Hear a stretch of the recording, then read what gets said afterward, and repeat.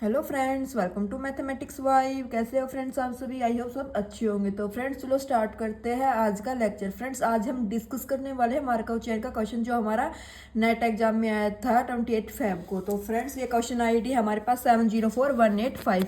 तो इसमें हमें मार्कव चेन में क्या दिया हुआ था, इसमें हमें एक ट्रांजिशन प्रोबेबिलिटी मैट्रिक्स दी हुई थी और उसके बाद हमसे एन स्टेप प्रोबेबिलिटी मैट्रिक्स पूछी हुई थी कुछ कि देखो क्या था इसमें था। Consider the Markov chain with state space 0 1 2। तो ऐसा हमारे पास क्या दे दिया, ऐसे दे दिया हमारे पास 0 1 और 2 and the transition probability matrix TPM हमारे पास क्या दे दी, 0 1/2 1/2 3/4 0 1/4 3/4 1/4 एंड 0। और हमसे बोल रखा है let P N equal to P I J denote N step probability transition matrix then which of the following is are true. तो हमारा ये जो क्वेश्चन था गाइस ये कि इसमें था 7.4.75 मार्क्स में हमारे पास ये क्वेश्चन गिवन था। तो कैसे करना था फ्रेंड्स, सबसे फर्स्ट देखो हमें सबसे पहले क्वेश्चन में जब हम बनाते हैं ट्रांजिशन प्रोबेबिलिटी मैट्रिक्स तो हम पी मैट्रिक्स का क्या बनाते हैं, हम डायग्राम बनाते हैं। तो 0 1 2, 0 से 0 पे प्रोबेबिलिटी है नहीं, 0 से 1 की 1/2, 0 से 2 की 1/2, 2 से सॉरी ये क्या स्टेट थी 0 1 और 2, 2 से 1 की 1 से 0 पे जाने की प्रोबेबिलिटी क्या 3/4, 1 से 1 पे 0, 1 से 2 पे 1/4, 2 से 0 पे 3/4, 2 से 1 पे 1/4, 2 से 2 पे 0। तो ये ट्रांजिशन प्रोबेबिलिटी मैट्रिक्स का हमने डायग्राम बना दिया। ओके, अब उसके बाद देखो, अब उसके बाद हमें क्या करना होता है, पहले अपनी बेसिक्स से देख लो ये मैट्रिक्स कैसी है जो जाने लग रही है हमारे पास। ये डायग्राम ये क्या है, हर स्टेट एक दूसरे से क्या है, कनेक्टेड है। तो ये क्या हो गई, स्टेट 1 निकाल ले अगर हम क्लास 0 या क्लास 1 या क्लास 2, तो क्लास 0 में कौन आएगा, जो 0 के साथ कम्युनिकेट करते हैं, 0 के साथ 1 भी कम्युनिकेट करता हो, 2 पे 2 भी। तो क्लास 0 1 2 क्या हो जाएगी हमारे पास, एस के ही इक्वल आ जाएगी। एस क्या था हमारे पास गाइज, एस था हमारे पास 0 1 और 2। तो ये कैसी चेन आ गई गाइज हमारे पास, ये आ गई irreducible Markov chain. Irreducible Markov chain क्या होती है कि जिसकी क्लास एक ही आ जाए और वो किसके आ जाए, स्टेट के इक्वल ही आ जाए। अगर रिड्यूसिबल होती तो क्या कि रिड्यूसिबल का देखो मैं आपको, अगर आपने मार्कोव चेन अच्छे से किया हो तो आपको पता हो कि इरिड्यूसिबल क्या हो कि जिसकी जो स्टेट है उसके फैक्टर ना होए। जैसे कि 3 क्लास थी, तीनों एक ही क्लास में आ गई, कम्युनिकेट कर गई, तो ये इरिड्यूसिबल होगी। और अगर तीनों कम्युनिकेट नहीं करती तो वो कैसी चेन हो जाती, वो रिड्यूसिबल मार्कोव चेन हो जाती। जैसे हम एक एग्जांपल मान लेते हैं, 0 और 1 है, 0 1 तो इंटरकनेक्टेड है और 2 खुद के साथ है।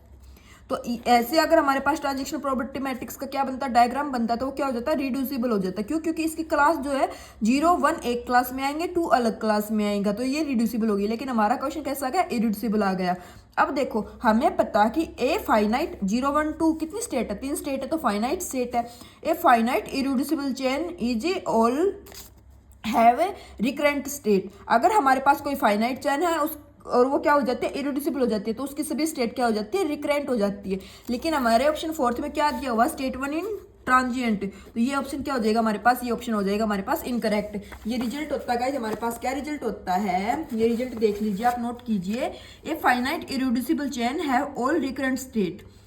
फाइनाइट पर इरिड्यूसिबल मींस रिकरेंट, या फिर आप ऐसे भी बोल सकते हैं एक close communicating class consist of A recurrent state only. अगर कोई क्लोज्ड कम्युनिकेटिंग क्लास होती है ना तो वो क्या कंसिस्ट करती है, रिकरेंट स्टेट ओनली कंसिस्ट करती है।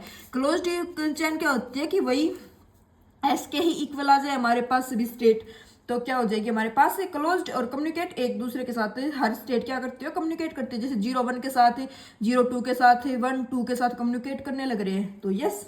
तो हमारे पास ऑप्शन फोर्थ क्या हो गया, इनकरेक्ट हो गया। अब उसके बाद देखिए फर्स्ट ऑप्शन में क्या बोला गया, पी 0 से 0 की प्रोबेबिलिटी बतानी है 2 स्टेप में, कि पी 0 से 0 पे आना हमें 2 स्टेप में।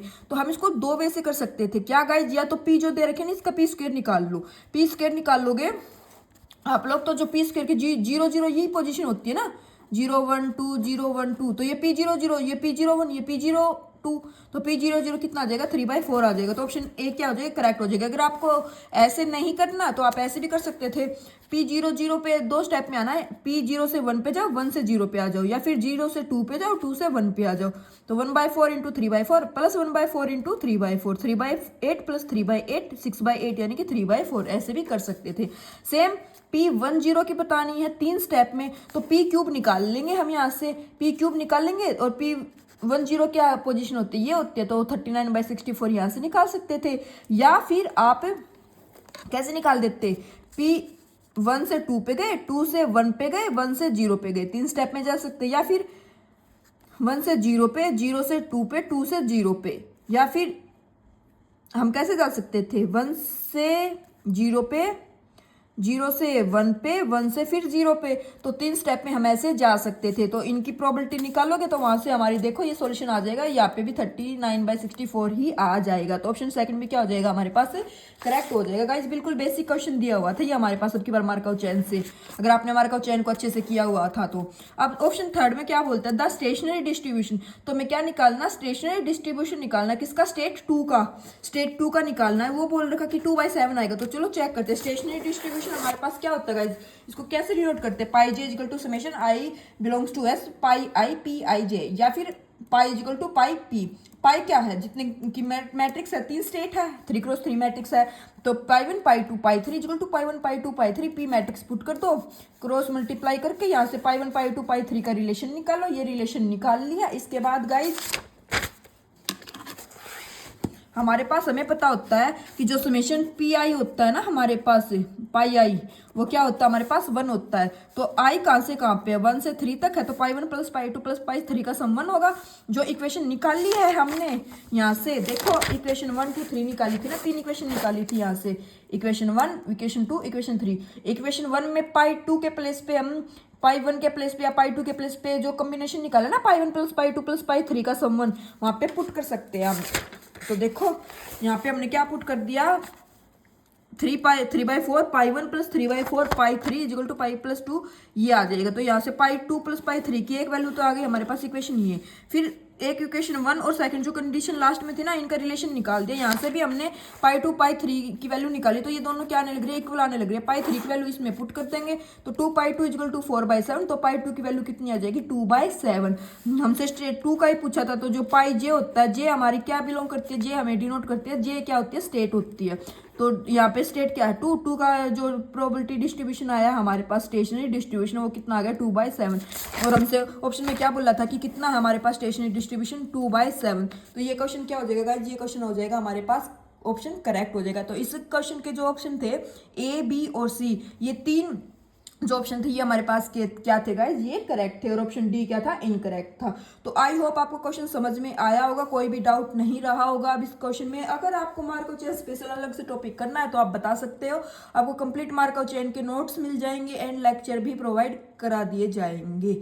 और कमेंट करके जरूर बताना आपका ये क्वेश्चन ठीक था या गलत था, आपने इस क्वेश्चन को अटेम्प्ट किया या फिर क्वेश्चन को सोल्व किया लेकिन सोल्व नहीं हुआ तो क्वेश्चन को स्किप कर दिया, तो बताना जरूर कमेंट करके। Okay, thank you.